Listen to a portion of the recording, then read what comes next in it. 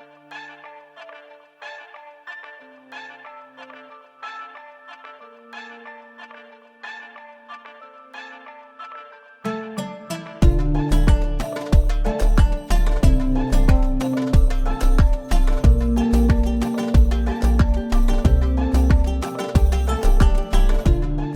passe-ado, c'est un passeport pour l'adolescence, c'est-à-dire un passage, et pour donner à l'enfant des clés qui vont lui permettre de réussir sa vie d'adulte, de bien s'insérer. On a souhaité créer un projet innovant qui rassemble toutes les connaissances et toutes les compétences que l'on a tous les deux, mais également toutes les connaissances des recherches en neurosciences, en psychologie du développement.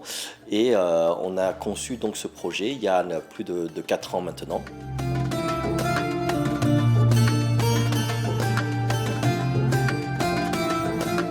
L'objectif vraiment, c'est de pouvoir leur permettre de développer leur autonomie dans le passage qu'est l'adolescence, le passage du stade de l'enfant au stade de l'adulte. Ça veut dire leur permettre effectivement d'avoir des outils qu'ils s'approprient, qu'ils peuvent leur être utiles à la fois individuellement, mais également collectivement. Par exemple, savoir parler en public, être bien dans sa peau, gérer son stress, savoir se défendre, ne pas se faire harceler, savoir faire de la médiation, savoir s'intégrer dans un groupe, savoir être solidaire dans le groupe, savoir aussi communiquer avec les autres. Pour moi, c'est ça l'essentiel, d'en faire un adolescent heureux et bien inséré dans la société. Il ne s'agit pas simplement de quelque chose qui pourrait être ludique et qui reste au fond un beau souvenir, ce qui serait déjà forcément pas mal, mais que la personnalité s'en trouve complètement renforcée. Et je trouve que pour des jeunes pré-ados qui auront aussi des examens à passer, des épreuves à subir, eh bien, ils vont par ce biais-là aussi, à mon avis, gagner du temps, ce qui n'est pas rien.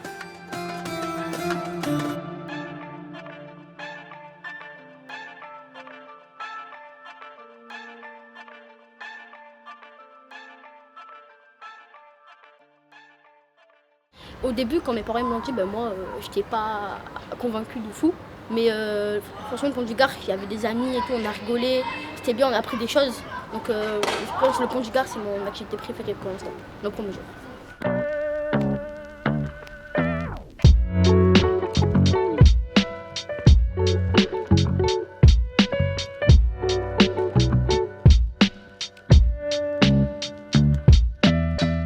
Il est important aussi de faire accéder les enfants à la culture. Tout le monde ne connaît pas le Pont du Gard. D'ailleurs, quand on interroge les enfants, beaucoup n'ont pas été au Pont du Gard.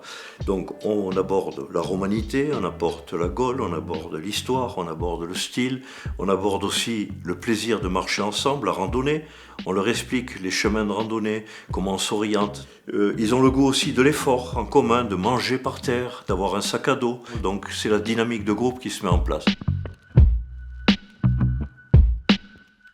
On a commencé à faire la randonnée, ça a dû faire 1h, 30 minutes, 40. On est allé vers le Pont du Gard et on est monté dessus. J'ai beaucoup aimé puisque c'est magnifique. On a une vue magnifique, il y a l'eau qui coule, c'est vraiment super beau. En tout cas, j'ai bien aimé. Ensuite, on mange au Pont du Gard et on visite le musée.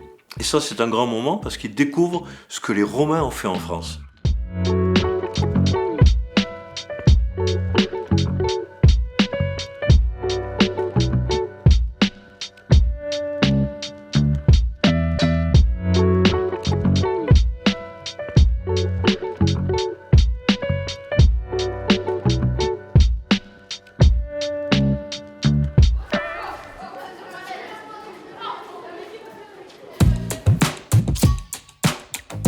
Le mardi matin, je leur transmets une boîte à outils qui a été développée depuis plusieurs années pour les adultes, mais que l'on a complètement adaptée pour les adolescents.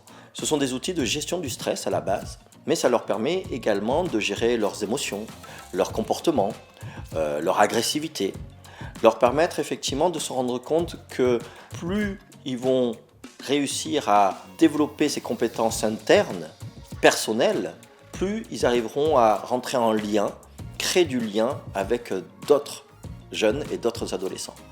Et c'est une boîte à outils qui peut effectivement leur être utile tout au long de leur vie. On se rend compte qu'en donnant des outils de prévention, ça leur permet de se protéger de certains troubles, des troubles anxieux notamment. Ça leur permet de gagner plus en confiance en eux, plus en estime d'eux-mêmes.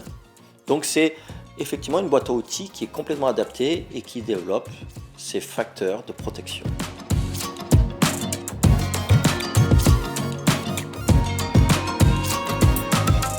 Le théâtre, on était au pôle culturel. Au début, les acteurs, ils jouaient des scènes. Et après, il y avait le théâtre avec interaction. Donc nous, on pouvait interagir sur scène. On pouvait dire non, c'est pas comme ça qu'il fallait jouer. C'était plutôt comme ça, avec de la politesse, avec... voilà. Donc moi, je suis montée sur scène et j'ai bien aimé. J'ai gardé mon humour, mais ça, c'est pas de l'humour, ça. C'est de l'humiliation. On va écouter ? Ah non. Non, je Il y a des fois, ça.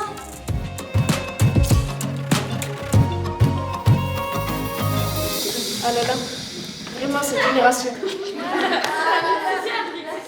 Le mardi après-midi, on a mis une nouveauté, on a parlé des risques majeurs. Avec tout ce qui se passe actuellement, on a vu dans le monde entier, et en particulier au Maroc, en Espagne, tout ce qui s'est passé, les inondations, les séismes. On a voulu sensibiliser les enfants, donc on a fait ce qu'on appelle le secourisme en milieu dégradé. C'est un programme qu'on a conçu exprès pour cette journée et qu'on va aussi aborder pour le passeport pour la cohésion qu'on est en train de mettre en place pour d'autres périodes. On avait appris comment essayer de sauver des personnes qui ne respirent plus, donc les mettre en position latérale de sécurité, ou sinon comment se comporter pendant un tremblement de terre, un incendie et plein d'autres choses qui peuvent arriver sur Terre. On a appris comment fabriquer un brancard avec ce qu'il y avait, par exemple avec des bouts de bois et des vêtements. Ça a été une journée importante parce qu'ils ont abordé quelque chose dont ils n'ont aucune connaissance et ils se sont bien débrouillés et ça, je pense que ça leur servira toute leur vie. Le mercredi est la journée, j'allais dire, la plus complète en termes de développement de compétences psychosociales.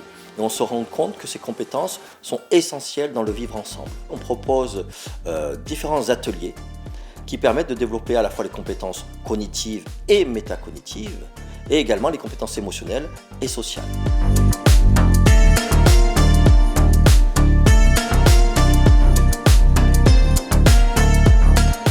Ce que j'ai le plus préféré, c'est l'escape game. Le fait qu'on devait chercher des énigmes ensemble et pas en étant solidaires, mais solidaires, ça a été quelque chose de bien. On a trouvé des énigmes, on a un peu galéré, mais franchement c'était bien. Et après les autres activités sur le cerveau et les jeux, c'était très enrichissant, voilà. Attends, j'arrive trop intelligent. J'ai regardé. On a fait aussi un parcours avec des mannequins, il y avait une alarme, des flammes, comme si on était en fait des pompiers, qu'on devait secourir du monde.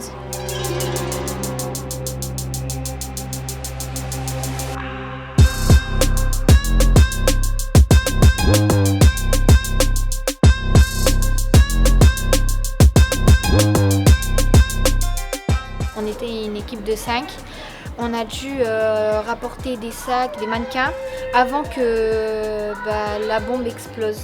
On les met dans une expérience identificatoire. Ils sont à la fois, bien sûr, des jeunes collégiens, mais ils sont aussi des futurs adultes, des futurs citoyens. C'était très drôle de le faire avec plein de personnes. On pouvait s'aider, s'entraider. Et aussi, ce que j'ai bien aimé, c'était l'étape pour la respiration, pour le stress, parce que ça aidait beaucoup de personnes, dont moi. Ils doivent gérer leur stress, ils doivent apprendre à se calmer, à se dynamiser. Et on assiste à des moments très forts, comme des moments de contamination émotionnelle, où ils sont tous à s'encourager les uns les autres. Il faut qu'ils soient solidaires. Donc c'est une journée extrêmement importante.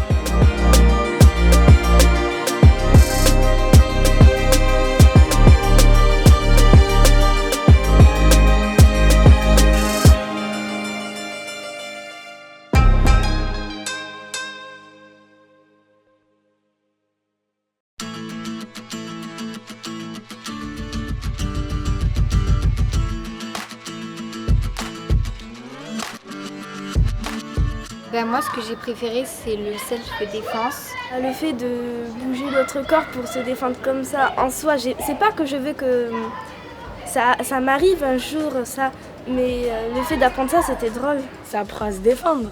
Comment ne pas se laisser bousculer, comment savoir dire non, comment se mettre à distance, comment se protéger, etc.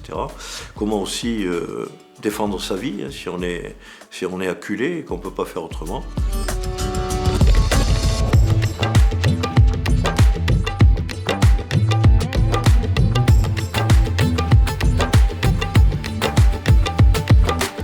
Cette année, on a ajouté un petit volet nouveau sur la violence. Alors, certes, on a parlé du harcèlement, de la violence à l'école, mais on a abordé tout type de violence. La violence psychologique, la violence physique, bien sûr, la violence morale. Et on a parlé aussi également de comment gérer un conflit. Comment ne pas rentrer dans la danse de l'ascendance, comment laisser son ego de côté et désamorcer un conflit.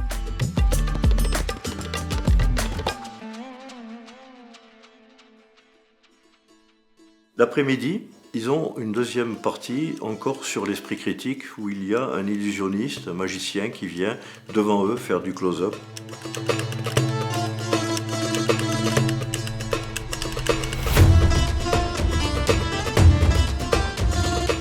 Ah oui. Putain, il y a une carte qui est... Monsieur, la faites pas sortir. Non, La productivité. Oui, non. Donc ça, effectivement, ça frappe l'imagination parce qu'ils se rendent compte qu'on peut les tromper par des gestes. Donc les enfants assistent directement à 1 mètre du magicien. Donc ça leur plaît énormément. On sent qu'il y a un grand enthousiasme. Et parallèlement, cette année, on a introduit une petite nouveauté sous forme de jeu sur le thème de grandir. Qu'est-ce que c'est que grandir ? Qu'est-ce que c'est qu'être responsable ? Qu'est-ce que c'est que grandir ? Pour moi, un philosophe, c'est quelqu'un qui pense. Effectivement, dans un cercle comme ça, philosophique, eh bien, on va penser, chacun par soi-même et aussi avec les autres. De ce qu'on m'avait dit, la philo, c'était pas très cool, c'était un peu barbant, un peu ennuyant. Vu qu'on a transformé tout ça en jeu et tout, moi, je sais que du coup, j'ai beaucoup aimé. Et je sais que je me serais pas posé toutes ces questions sur ma vie, de quel âge j'aurais aimé avoir, à quel âge du coup je voudrais être. Et du coup, ça m'a aidé à poser des questions sur moi-même. Grandir, c'est ne plus jouer. Ah bah tiens, justement, grandir, c'est ne plus jouer. 70 ans, il joue au requin à la piscine, ben il y a un souci. Tu peux très bien jouer à 50 ans. Imaginons t'as un petit-fils, un fils, comme tu dis, tu peux jouer au requin à la piscine. Quel âge vous aimeriez avoir si vous pouviez, ping, d'un coup de baguette magique, choisir l'âge que vous voulez? À 22 ans, tu peux travailler, t'as ton permis, t'as une maison, t'es jeune mais en même temps un peu vieux, donc ça va, c'est le meilleur âge. La philosophie, c'est un peu du coup les choix qu'on a, mais on ne peut pas répondre que par un oui ou par un non, on est obligé de donner un argument.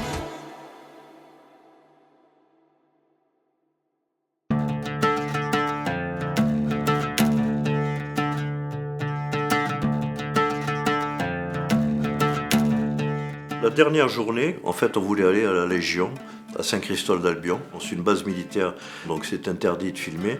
Mais ça a été un grand moment. Pourquoi ? Parce qu'on a été accueillis par le colonel, avec autour de nous une dizaine de légionnaires, qu'il a présenté quand nous sommes arrivés au drapeau. Un tel est polonais, l'autre ukrainien, l'autre malien, l'autre guinéen, l'autre népalais, etc. Et les gamins, c'est sûr, étaient très surpris de voir que tous ces pays étaient représentés. Donc il leur a expliqué qu'en fait, la Légion, c'était une véritable famille et qui était animée par un patriotisme cosmopolite. Et puis on a abordé, bien sûr, la célèbre bataille de Cambronne, dont on a parlé aux enfants en amont pour qu'ils sachent, ce qui a permis aux légionnaires de se rendre compte quand ils ont interrogé qu'est-ce que quelqu'un sait ce qu'est Cameroun. Oui, tout le monde a levé le doigt, ils connaissaient la bataille de Cameroun. Qu'est-ce que faire Cameroun? Qu'est-ce qui s'est passé? Qu'est-ce que c'est que l'ancrage psychologique de Cameroun? Pourquoi ça représente un courage et un dévouement extraordinaire? Ce vendredi-là, c'est une sortie vraiment citoyenne. On souhaite que cette sortie puisse créer chez eux une conscience citoyenne. Quand on a dépouillé un petit peu les fiches, on a vu que ça revenait, la Légion, ça a été un moment fort. Les tops, la Légion, c'est quelque chose qui les a bien marqués.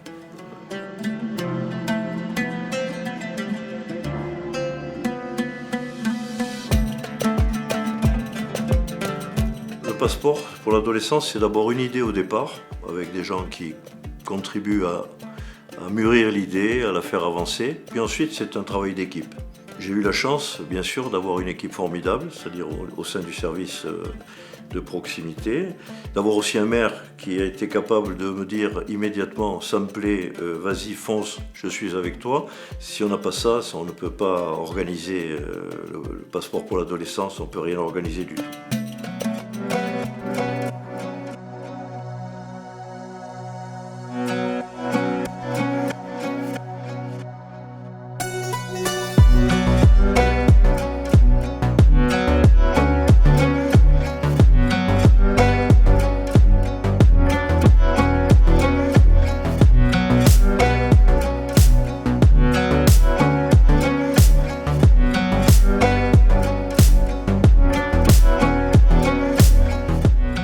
Jeunes ados qui ont pu participer à ces passes ados ont vécu des choses qui, je pense, les marquera, sinon à jamais, en tout cas très durablement. Quand je vois le regard de ces enfants à l'issue de cette semaine-là, il y a une vraie joie d'abord de l'avoir vécu, donc ça c'est pas rien, mais il y a aussi le sentiment d'avoir appartenu à quelque chose de particulier, d'avoir vécu une expérience tout à fait particulière, et je suis persuadé que ce que vous avez vécu va beaucoup vous servir et je m'en réjouis vraiment.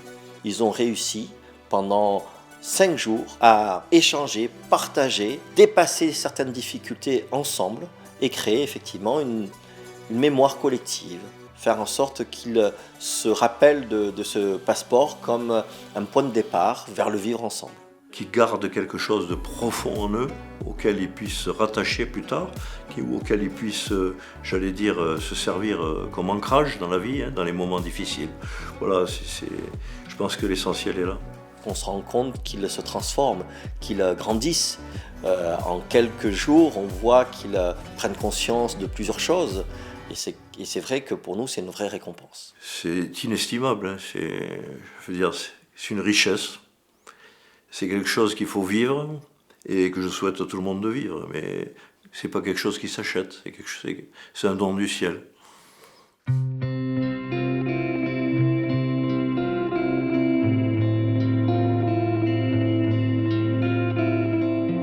N'écoute pas ce que les gens disent sur c'est mieux de rester à la maison, le pass ado c'est trop bien. Tu fais plein de choses diverses, que ce soit du sport, t'apprends, tu t'amuses. On t'apprend beaucoup de choses en s'amusant. On fait beaucoup de jeux, on parle aussi de la psychologie. On peut parler de tout, on peut dire tout ce qu'on pense. On se crée de nouveaux copains, on fait plein de choses super cool. L'ambiance est cool, même les animateurs ils sont très gentils avec nous, etc. Faut le faire quoi. Entre midi et 2 on peut s'amuser et tout, et du coup c'est ça, par contre c'est grave bien. Les animateurs ils sont super, il y a beaucoup de rigolades, beaucoup d'activités. C'est bien pour notre avenir, ça apprend à être solidaire, c'est super. C'est très intéressant, tu vas ressortir enrichi. On fait des techniques qui peuvent nous aider dans le quotidien, comme moi du coup pour le stress, je suis une grosse stressée. Donc du coup moi je sais que ça m'a beaucoup aidé. Donc vraiment on peut foncer parce que c'est super. Au moins pendant les vacances tu ne serais pas cloué à l'écran. Et au moins tu découvriras plein d'activités et avoir un bon repas quoi. Au final tout le monde ressort content. Vu qu'on a tous environ le même âge, on est tous presque amis. Qu'on soit filles, garçons. En tout cas, un conseil c'est faites-le, en plus c'est gratuit. C'est vraiment amusant à faire une fois dans sa vie. Et que si tu le fais pas, ça serait un peu une occasion à rater.